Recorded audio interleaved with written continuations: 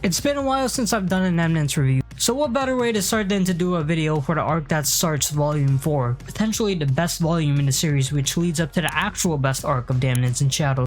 Also as compensation for skipping the John Smith arc, and the first, and hopefully the last, filler episode of Eminence, which I gotta say, was a pretty gapped episode. Anyways, enough dallying around, let's just jump right into it. Continuing from Sid deciding to go on a journey at the end of episode 7, we're introduced to the Oriana Kingdom, which if I recall correctly was not shown before. Now, I'm not exactly sure whether this was specifically Rose's hometown or just another town that ended up in bad shape. But either way, a lot of shenanigans have occurred. That one prostitute girl Sid saved at the beginning of the season makes a reappearance. Nice to see that she found a normal job, which coincidentally Sid, Rose, and her squad were staying at. In Rose's case, they were assigned on a mission to stake out some First Children members from the Diablo Skull, which leads us to being introduced to number 559, or Victoria, who's also an interesting case because she's the only non-Seven Shade member to personally be recruited by Sid. Now, I will say, despite this being her first introduction in the main story, I've already seen her through the mobile gacha game for Eminence. I've watched a couple of playthroughs of her story here and there, so obviously I'm already somewhat familiarized with her character.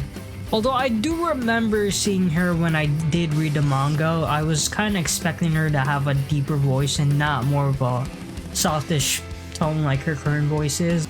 But regardless, it's still pretty good. Hitomiku is delivering. So Rose and her squad go to observe what the Diablo Skull guys are up to, and interestingly enough, her mother appears.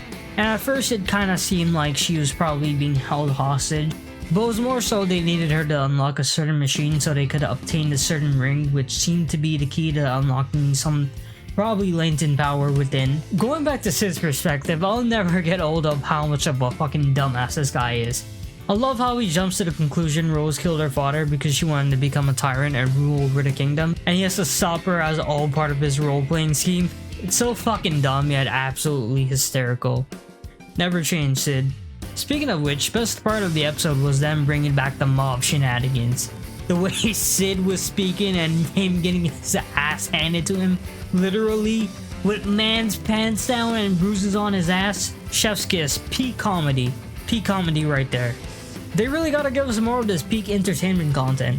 Now, I've said my share on the Rose situation, but before I forget, in this case, her attitude and approach is completely understandable. But generally, in most cases, I just feel like Rose is way too emotional and just doesn't take a second to stop and think, which leads her to her constant L's as a Shadow Garden member. Like, from all the members we know so far, she is by far the worst fit for that group. I want to see some improvements from her taking that proper step forward to attaining more power and, you know, just not being a bad teammate. So yeah, Rose decides to go with her mom to quote-unquote protect her by submitting to perv assets will and marrying him. Also, on the topic of bad teammates, Victoria, or 559, is no different. She expects cooperation to a T when she's literally all follow my orders and don't ask questions. Like, bro, I just met you. How you gonna expect me to cooperate when I don't know what the fuck is going on and you're doing shit outside the perimeters of the objective assigned with the mission? Like, there's no way you're getting anyone to listen to you when you're just gonna be an asshole. Anyways, there's a lot I could talk about, but for the sake of not overstretching this review, lastly, I gotta bring up that little prison escape segment before Sid came across those bandits hideout. So apparently this quote-unquote prison arc was a thing in a web novel, and the author decided not to include it in the light novels for some reason, which is honestly a shame and missed opportunity, because I'm sure it would have been a really dope arc, especially seeing more of Sid's journey outside of Shadow Garden related stuff. But I do really respect the director for including it as a little segment, even if it was just cliff notes. You know, come to think of it, they could have made an OVA that just covers that part of the web novels, but I mean, obviously they're not gonna do that, especially with them having put a segment of that into this episode, but it would have been cool, is just all I'm saying. This episode was one of the goofiest episodes of the season, specifically because of the cookie scene. I love how Sid and Rose are just having a quote-unquote serious discussion, and this man Sid is just chomping down those fucking cookies in between the dialogues.